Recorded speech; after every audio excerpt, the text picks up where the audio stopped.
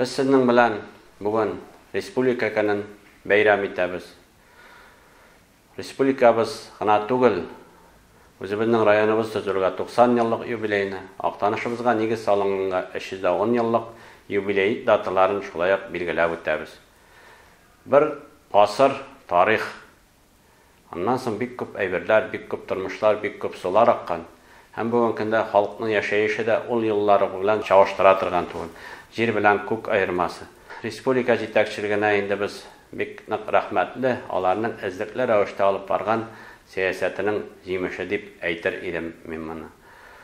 Rayonimizga kelganda, ol endi iliglikdan xalqimiz shu yerlikda armay talmay ishlab avul xo'jaligi produksiyasi yetishtirilgan. Aqtanish eginchisi degan isimga top tushirmay bugungi kunda da bizning eginchilarimiz, mexanizatorlarimiz xizmat qiyalar. Qalar bugungi kunda da mol o'ngish o'stirdilar. Belgisi yilda da 200 ming tonnaga yaqin ekmek jiyib topshirildi, o'stirildi rayonimiz qirlarında.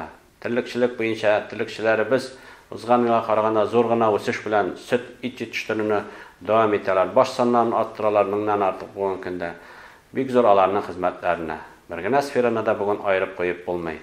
Agarda bizning bor sferada da tiyishincha ish bo'lmasa, ol umumiy xizmat jemishida bo'lmas edi. Shunga ko'ra tuzuvchilarimizga bek zo'r rahmat.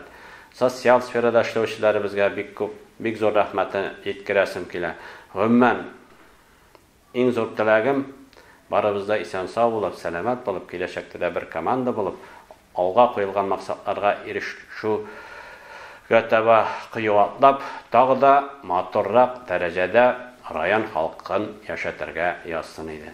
Beyram bilan barıqızını da esenlik, sağlıq, eminlik həmməgizgəsin.